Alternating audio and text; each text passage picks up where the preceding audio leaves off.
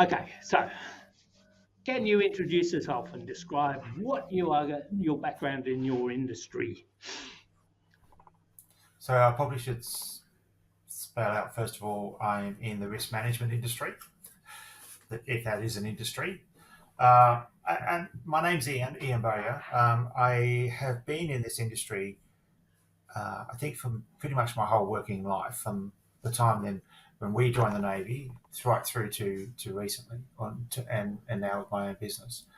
Um, in the early days, I had no idea what we were doing in terms of risk. But as an example, if you're in an operations room and you're looking at how close two ships are going to come together, what the closest point of approach is, you're basically assessing the risk of collision. So from the very early days through to my whole career, I have been involved in managing risk in one way, shape, or another, whether it's in defence, in law enforcement, in state, federal, local governments. It doesn't matter where I've been involved in it. I guess specifically over the last 20 years, I have been involved in managing risks and leading organisations to understand risk. Uh, Predominantly, that has been my role for the last 20 years. Ah, right. So you've been in a large area of businesses. So you've actually seen everything from small business to large organisations. Yeah, so I've worked, as I said, I've worked in Department of Defence where they do, it's more about interpreting areas and doing appreciations of risk. Through law enforcement is more tactical and tactical risk. I was in the federal police. I was the deputy chief for the Independent Commission Against Corruption. I've had a lot of experience in investigations and law enforcement, and that's all about tactical risk. Moving on from there, in the federal governments, and I work with the ATO on developing fraud control risks and developing their fraud control plan, their first one. Can I mention other people's names? Of course you can. Yeah, okay, so a huge shout out to a chap called Graham Waters, who's now over in Perth somewhere, and Peter Bell, who both helped me become more proficient at what I do now. And it wasn't for them, I don't know which way I would have gone, but yeah, that was the large federal government sphere. I went into joined the Big Four, to the Big Four I worked for. I was the director of investigations for what was then Department of Employment Workplace Relations and Aboriginal Affairs um, for a while before joining um, a state government organisation, Queensland Rail, or a statutory authority at the time, um, and as the enterprise risk manager, purely risk for a large multi-billion-dollar organisation. And then finally, I finished my career, which I would, not my career totally, but working for someone else. With probably the pinnacle of my career was working with an organisation called Endeavour Foundation. They're a charitable, not-for-profit organisation who support people with intellectual disabilities. Absolutely wonderful organisation. I joined that as the enterprise risk manager, and I had the opportunity of actually building a whole range of things. I think we'll talk about in accomplishments in a second. So Right. yeah, wide ranging areas. Okay, so as you said, expertise, achievements. What are some of your key accomplishments that have shaped your career, and I suppose the person you are? Yeah, so I guess I thought about this a long time. There's lots of little things that happen over someone's career. Two of the key things, one I just mentioned, is working with ATO, and we developed their very first fraud control plan, which is basically an how to commit fraud in an organisation. So obviously it was highly protected after we did that, built the thing. But that was the first time that had been done in that organisation and an organisation of that size. Uh, and it showed that it's a 12-month program, and after that you've got education awareness programs, and the education awareness program was recognised as one of the best, not just in Australia but around the world at the time. This is a long time ago. Uh, we ran a survey before we ran this education program, and we reached 20 odd thousand people during a 12-month period around understanding and recognising fraud. And at the end of that, we ran the same survey, and of course, the numbers went through the roof. But that's not a Yeah. bad thing.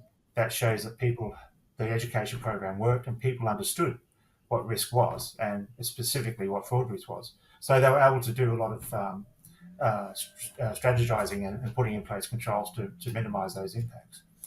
Um, I guess the second one, and I'll start by saying that throughout a career as a leader, as a manager, you're learning the whole way. You should be. You should be learning all the way through your career, improving your knowledge, improving your capabilities and your competencies. So at the end of your career, often you have your greatest accomplishments. And working in Endeavour would have been one of my greatest accomplishments. We completely rebuilt. This is an organisation of 4,000 employees spread around the country, all of Australia now. When I joined, it was the Eastern Seaboard. A couple of thousand people with disabilities. They got 23 factories. They got 300 odd premises, including homes. They build homes every, seems like a couple of months. There's a new home being put in, and community centres. So to rebuild and build a full risk management framework, everything from documents, system. We introduced a new system at the same time, education awareness programs, um, and then to expand that to looking at all the other aspects of risk that align to that program of work. So at the end of the day, I was not just the head of risk. I had risk, complaints, documents and records management, fraud control, whistleblowing, assurance, second line assurance, but later I became chief internal auditor with audit as well, um, governance, strategy and planning, conflicts of interest. I was the representative for modern slavery. I was the privacy officer for the organisation. But all these things have a risk focus. So, and when they all work well together, and the risks are being managed, and the operations of each of those different areas in the portfolio are being managed properly, it they all sing off the same song sheet, so it sounds more like an opera than some Noise and other mayhem. thing. Yes, exactly. So leaving Endeavour and starting and going out my own was a hard decision. Not because I wasn't ready to semi-retire. I am, and I was. It's because of what the organisation is, what they represent, and the people in that organisation. Yeah, it's one of the things about really hard about retiring from industry is the fact that you lose a lot of the contacts that you used to have, and you have that lack of personal, I suppose, focus more than anything else because you're taking having this large group of team around you and their additions to that team to actually working out that you've now got to do all this stuff on yourself. And it makes life interesting, doesn't it? It does, and that's one of the things. Like I planned for this. I think I planned well for it for semi-retirement. And there's a book in there somewhere. Uh, the thing that I hadn't planned for, and the thing that really got me was the mental side of things. So yes, Mm. I was ready for semi-retirement, but um, not having to work 8 hours a day, 9 hours a day, 10 hours a day, every single day was hard to come to grips with. And I'd get up in the morning, I'd come into my office here, and I would just write stuff, basically for the sake of writing, I think. And my wife basically gave me a slap around the face and said, "You don't have to do that. You've got other things you need to do." Yes. Honeydew list. Uh, but she was right. Yeah. I had to slow down but become more effective. Yeah. Okay, so let's talk about the Better Your Business 2024. What's Yep. your topic? I'm going to be talking about risk without talking about risk. Nice. I think, just to explain that a little bit, I've been in many, many, many forums where you talk about risk management and the management of risk, two different things. And you can almost feel the eyes rolling back in people's heads. It's that risk management thing. So I am going to speak about and impress on people the benefits and the need for good risk management without talking about risk management. There's a thing I used to teach, which was yesterday, today, and tomorrow. Very simple concepts. Yesterday, if you're looking at something yesterday, it's an incident. Something's occurred, you have to fix it. It's already occurred, it's already happened. People have been hurt, cars are rolled over, buildings are burnt, cyber attacks happened, something's happened, so it's an incident. If you're dealing with something here and now, so you're working on something, something's happened, it's an issue that you need to deal with. Risk is all about the future events. Risk is, as I said, first up. You're looking at in the Navy, in an operations room, you're trying to assess whether how close two ships are going to come when they pass each other, and what that closest point of approach is. You're trying to assess that future event to prevent a collision from occurring. So you put in place controls. You change course to make it wider, so you're not going to collide. So it's those future events, and that's what I want to try to impress on people. Risk management is not a science for small business and medium business. It's not even really an art. It's understanding what you need to do, what you want to do. Sorry, getting a grip on those things that may stop you from doing that, and working on them.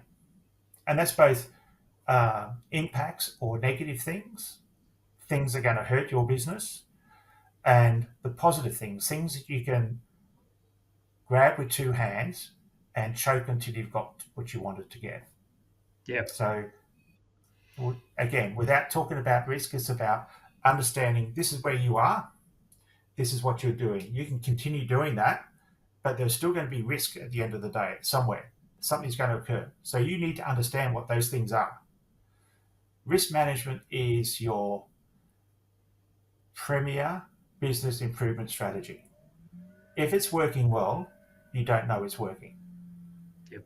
If it's working well, something occurs, but you're ready for it and you can fix it. If it's not working well, that same thing may occur and you can't fix it. So that's what I'm trying to impress on people.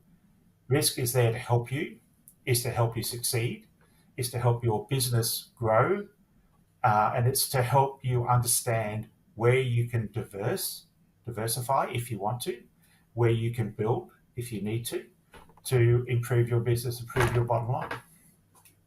Nice. In a nutshell. So the topic, we've already pointed this out. The topic is very, very important to C-suite executives, management teams, because it does make their job a lot easier once they start identifying where failures might happen in the organisation, and or what they're going to do about it if they think outside the box. We're very similar in our capabilities of why we do what we do, because I, being in cybersecurity, we're always pointing out the point that if I do this to an organisation, what is their response going to be? It's the old adage of kicking an ant's nest. What are you going to do? How are you going to control it? What are the jobs that are entailed if something does happen and you have to do something about it? And you're as I said, you're similar, but yours is a larger scope for small business and non-profit organisations. Yeah, I guess I'm just reading the why it's important for today's C-suite and business leaders. One of the key things, especially for C-suite, and I'm not being derogatory, but some C-suite people have been in that role for a long time, and attitudes in days gone by have been, "Oh, you're that risk person, you take care of it." Well, no, I'm that risk leader. I am the risk practitioner. I know how to do this, but I need to show you so you can understand and then you can manage it. Because the other thing that people don't, the C-suite and business leaders don't really understand terribly well, is that as a risk owner, so someone who is responsible for ensuring that that's not going to happen, and if it does happen, we understand how it's going to happen, and we have in place things to minimize the impact of that. You can be held accountable, not just responsible, you're accountable. And if someone gets hurt, you could end up in court. and if that risk hasn't been identified properly, hasn't been managed correctly, then the level of accountability goes up. If you have identified that risk and you've put in place everything you possibly can, and it's been managed well, it's been reviewed properly, all the things that go along with correctly managing risk, you're still accountable, but the accountability levels may come down. Yep. Yep. So it has Um, it can impact your back pocket. yeah. Yeah. Well, that's the other thing. It doesn't matter how much people are outside the organisation that are trying to help you to make sure that you're not in a situation where um, something, the impact of an event has caused major problems. Um, you're trying to get people to actually focus on the capability of the organisation and what is going to interrupt that capability. Mm. Yeah, you're right. Um, Sorry, you're breaking up a lot then, Roger. Sorry. no, that's all right. As I said, it's trying to get this right at times is problematic. All right. So, what do you think the key takeaways are going to be for the attendees that are coming to the Better Your Business 2024? From my perspective, Yes. uh, the key takeaways, I hope, from my perspective, that people understand that risk management isn't that big ugly thing that you need to ignore. That risk management actually will help guide you, will help you manage your business, no matter how big or small. It will provide you with insights on how you can develop your business. Uh, so they're the key takeaway. The main one is that risk management isn't that thing that you just let someone else do. You're responsible for it. But there's a example I used to use all the time. People apply the theory of risk every single day. They just do it intuitively. You take your kids to school. You drop them off on the footpath. You don't drop them off on the street side. You assess the risk. When you leave your house, you don't leave the doors wide open and the windows wide open with a little invite sign there. You've closed the doors and you lock the doors. You've assessed the risk of burglary. You lock the doors. There's your controls. You do it every single day. All I do is formalize that for business rather than just letting you think about it and then forgetting about it. And Great. it's not difficult. It doesn't take a lot of time. It's No, just important. no, it is really an intuition type thing anyway. It's the same as driving. The risk of having an accident, you're always looking left and right. You're always obeying the signs because someone's already assessed the risk, and you are now just following the risk plan that they've put in place. Mm, exactly. Yeah. So that's the thing. You take away all the controls. Now, control is traffic lights, stop signs, um, road knowledge, and your understanding that you give way to the right. Take all that away, and you come up to an intersection. What's going to happen? Yep. Yeah, everybody will be going straight ahead and nobody will care. Yeah. So you got a high, extreme risk of collision. Yeah, I agree. All right. Personal insights. What are some of the challenges that you've faced in your career, and how did you resolve those challenges if you had to, or you were in that situation? Yeah. Okay. So that's an interesting one. There's um, throughout my career, I guess one of the main ones is the silos in any organisation, which is a death trap for most organisations. And what I mean by silos is that um, different areas of the business may, if it's a larger business, not a small business, but if it's a larger business, you have a couple of different departments or even two or three. Uh, Sometimes you find that they will be doing their own risk in their own way, applying their own thoughts, their own system, and it doesn't help an organisation understand the risks across the organisation. Uh, the other thing I've found is, that if everything's working well in an organisation, doesn't matter how big this organisation is, if everything's working well, why do we need risk? That's said a lot. Don't we're not worried about risk. Just go away until things start the downturn, and then it's a mad panic. Yeah. I guess Um, it's that whole thing I mentioned before. You're the risk guy. You'll do it. No, it's having those people who think that they're not responsible for risk understand that they are responsible for risk. Yeah. That's the key one.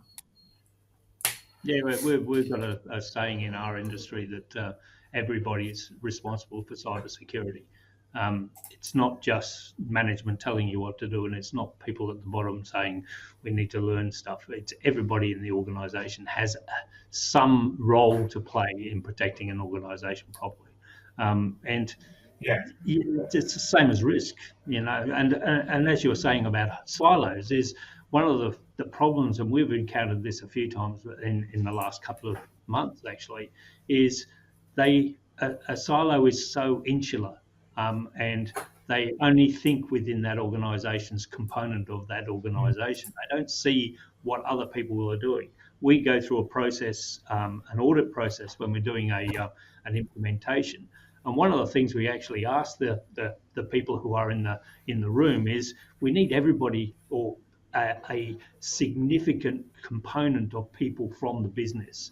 That includes, we need people from the board. What are their ideas about security? We need management to come in and say, well, this is what we're trying to do.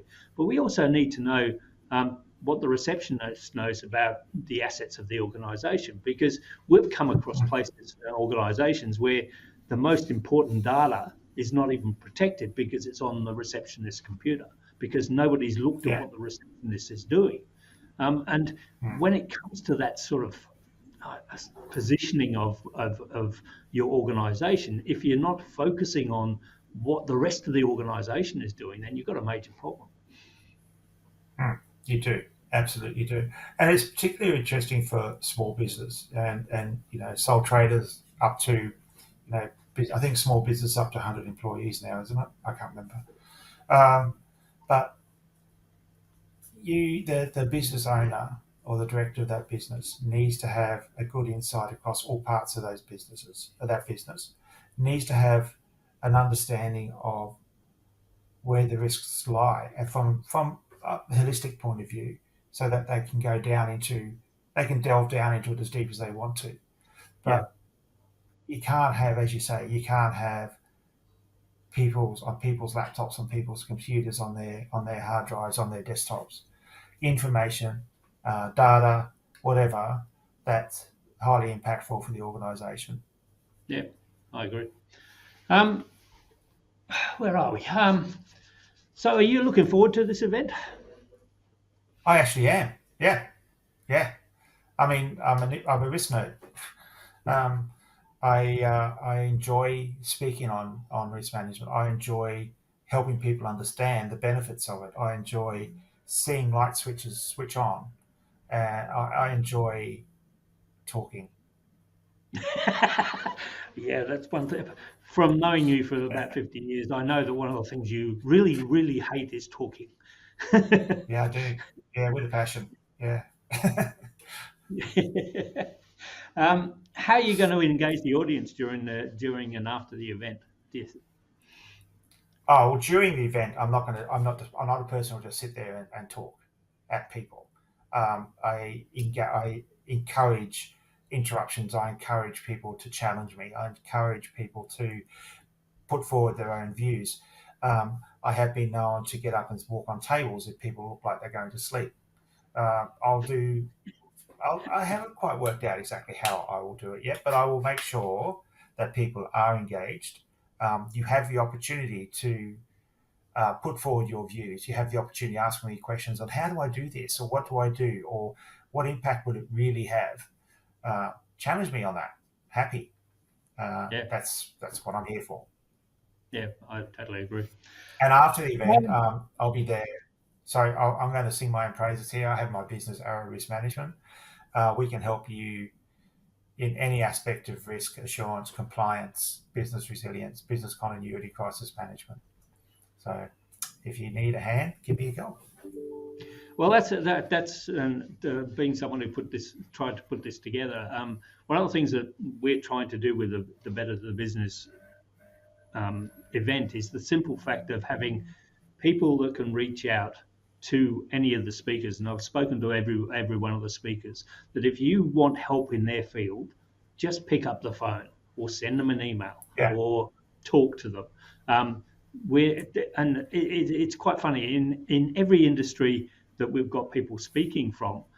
They are critical to a business. They really are, and we don't want to have people who have not attended being the statistics that of that failure of a small business. We want people to come to this event and literally say, "I got this much out of it because these are the things I'm implementing. This is what I needed to know. This is the situation I've got into, and this is how I got out of it because of the information I was given here."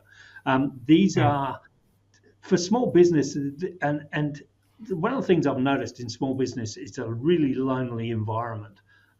Unless you're talking to clients or you're talking to your staff, there is no other place where you can sit down and talk to people about anything. And that's what we're trying to do with the event, is make it so that you have now got at least 9 contacts. You can pick up the phone and go, "I've got a problem. Can you help me?" Um, and then Yeah. most of the cases, most of the people who are doing the event are doing it as an endeavour to get people's information, or getting people information to those people about what they need to do as a business. Um, Yeah. as I said, I the guess most the other, sorry, Carl. no go. So I guess one of the most important things is I totally agree with absolutely everything you say. But after the event, if you need to talk to someone, pick up the phone, as you said. But it doesn't cost to have a chat, and we don't generally. Most of us small business, we won't be looking to charge you for a conversation to put your mind at rest or give you some sort of direction on how to do things. We will once we get engaged, but um, not until that point. So Yeah, pick up the phone, have a chat, and we can help. Not just me. I mean, you and the other speakers. We can help you put organisations back on the right track. thanks, Ian. What would be the last bite of information that you'd give to anybody who's coming to this event? Sorry, mate. What was that? What was the? That's it. What would be the last bit of information that you'd give to people who are coming to this event? Oh, please don't miss it. And I mean that's really trivial. It's if you are if again I've said it before. If you are interested in improving your business in any way, shape, or form, the speakers at this event will give you the tools, the knowledge. Well, no, not all the knowledge, but it'll give you the tools, understanding where you can find those tools if you don't have them, understanding where you can find that knowledge, and the assistance to get you to where you want to be. Thank you, much appreciated, and I look forward to seeing Yeah, mate. Yeah. you.